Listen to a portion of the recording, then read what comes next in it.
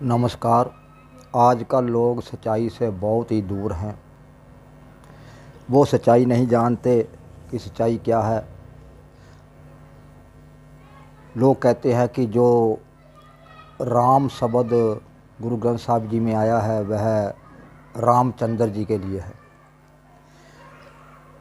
पर हम उनको यह बताना चाहते हैं कि वह रामचंद्र जी के नहीं हैं, वह राम शब्द है। राम शब्द के आधार पर राजा दशरथ ने अपने बेटे का नाम रामचंद्र रखा था। शब्द पहले है, रामचंद्र तो बाद में पैदा हुए। अब इसी के कुछ नामों के हम उदाहरण देंगे। जिस तरह मुसलमानों में रख देते हैं नाम अल्लाह दिया। अब इसका मतलब ये तो नहीं हुआ कि वह उसके नाम के आगे अल्लाह दिया आने से वह अल्लाह हो गया। अब हिंदू धर्म में भी कई नाम रख देते हैं, जिस तरह हरि कुमार, हरे कृष्णा, राम कुमार, रामचंद्र। इसका मतलब ये तो नहीं हुआ कि वह रामचंद्र हो गए या वह भगवान हो गए। रामचंद्र जी भी कोई भगवान नहीं थे। वह एक युवराज से राजा दशरथ जी के बेटे थे। ये राजा दशरथ जी के बेटे होने के कारण वह युवराज थे। अगर जो कोई कहे कि गुरु ग्रंथ साहिब जी में राम आया है, कई बार राम आया है, तो वह राजा रामचंद्र जी के बारे में आया है, यह बिल्कुल गलत है। राम का मतलब है रम से बना है। रम का मतलब जो हर जगह रमा हुआ है, जो सारे संसार में रमा हुआ है, जो हमारे अंदर भी रमा हुआ है, जो हमारी प्राण वायु में रमा हुआ है, हर जगह वह रमा हुआ है, उसको राम कहा है। इस तरह हरि का मतलब है दुख हरने वाला। वह परमात्मा जिसने यह ब्रह्मांड बनाया वह उसको हरि भी कहा जाता है, उसको राम भी कहा जाता है, उसको अल्लाह भी कहा जाता है, उसको वाहिगुरु भी कहा जाता है, उसको परमात्मा भी कहा जाता है, उसको विष्णु भी कहा जाता है। सब नाम उसी के हैं। अगर हम कहें कि यह नाम जो हैं यह किसी व्यक्ति विशेष के हैं तो यह गलत होगा। इन नामों से, इन शब्दों से नाम बने हैं, इन शब्दों से नाम बनाए गए हैं। अगर जिस तरह जैसे हमने पहले बता दिया कि शब्द पहले है, उसके बाद नाम बने हैं। राम पहले था, राम शब्द पहले था, इसलिए राजा दशरथ जी ने अपने बेटे का नाम रामचंद्र रखा। इसलिए कृष्ण शब्द जो वेदों में है वो पहले था। कृष्ण का मतलब होता है सांवल, यानी कि सांवला। तो श्री कृष्ण जी जिसका बच्चे का नाम रखा गया कृष्ण, तो उनका रंग सांवला था, इसलिए उनका नाम कृष्ण रख दिया गया।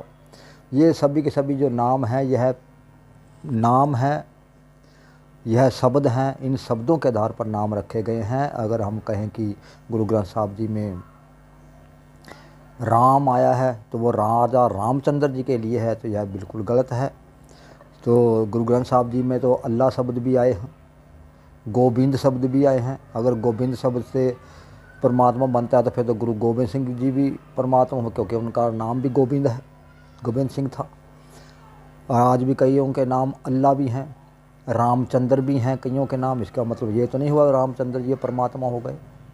बस मैं लास्ट में यही कहना चाहूँगा कि शब्दों के आधार पर नाम है।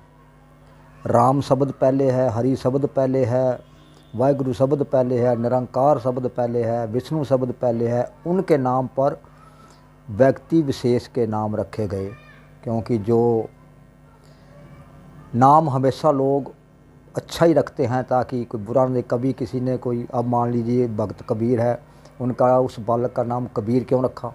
क्योंकि नीरू और निम्मा निसंतान थे, उनके पास संतान नहीं थी, इसलिए उनको वह अधेड़ उम्र में वह बच्चा तालाब के किनारे पड़ा हुआ मिला।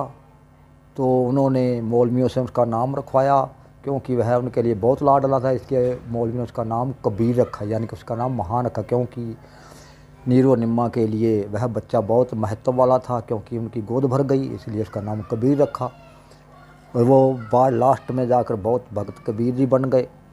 और अगर आप उनका इतिहास पढ़ेंगे, उनकी जीवनी पढ़ेंगे, तो उनके जीवन में उनका परिवार खुशहाल नहीं था, वह दुखी था। इस पर हम वीडियो कभी और बनाएंगे, पर इस वीडियो में सिर्फ हम इतना बताना चाहते हैं, गुरु ग्रंथ साहिब जी में जो राम शब्द आया है या गोविंद शब्द आया है या कोई भी शब्द आया है, वह सिर्फ शब्द हैं, वह उस परमात्मा के लिए है, निरंकार परमात्मा के लिए है, वो ना कि किसी व्यक्ति विशेष के लिए। ना तो वह शब्द राजा रामचंद्र जी के लिए हैं, ना ही वह श्री कृष्ण जी के लिए है, ना ही किसी विष्णु जी के लिए हैं। वह सिर्फ उस निरंकार परमात्मा जिसका नाम हरि है, विष्णु है, कृष्ण है, राम है, उसके लिए है, ना कि किसी व्यक्ति के लिए। अगर आप इस बात को समझ गए हैं, शायद समझ गए होंगे, अगर नहीं समझे तो हम अगली वीडियो बहुत ही विशेष रूप से स्क्रिप्ट बनाकर बनाएंगे। यह हमने जल्दबाजी में वैसे ही यह वीडियो बना दिया। अगर अच्छी लगे तो लाइक कर देना, शेयर कर देना। नमस्कार।